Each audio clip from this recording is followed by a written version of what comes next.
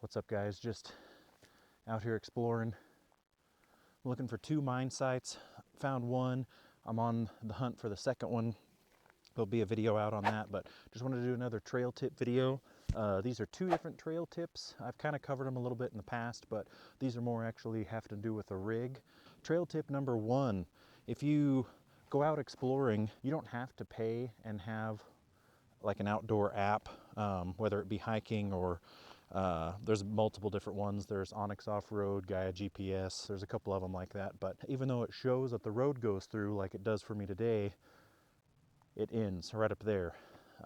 It just basically ends. It used to be an older road, clearly, that would have kept going, but it just ends. So the nice part is I do have to completely retrace my steps back up the mountain. It's always nice to, even if it's very limited, because it's using your phone GPS, you can usually use a tracking feature or like a breadcrumb trail, and this is a prime example of when it'd be handy to use.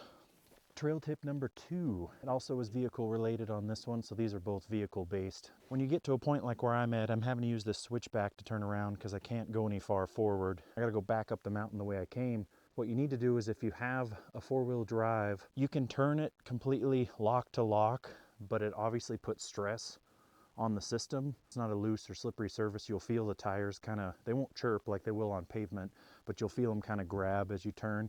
If it's possible and if it's safe, obviously, ideally you would shift out of 4-wheel drive back into 2-wheel drive. So 1, you can make the sharpest turn possible, and 2, you don't have that binding and risk snapping something, especially if you have larger tires. But it's just a quick trail tip for you. Sometimes it's helpful, sometimes it's not. And in certain situations, like I'm on quite a bit of an incline, but it's all completely dry, so I should still be able to shift into 2-wheel drive without it being a problem. But sometimes you just have to stay in 4-wheel drive, or 4-low for that matter, for safety reasons. But you definitely don't want to go sliding down the hill or into the bank on the other side. These are just 2 quick trail tips for you guys. It's about 3:30 and I'm running out of daylight, so I got to start backtracking back up over the ridge and past the snow line. So we'll see you guys on the next one. Stay safe when you're out adventuring. Get out there to explore.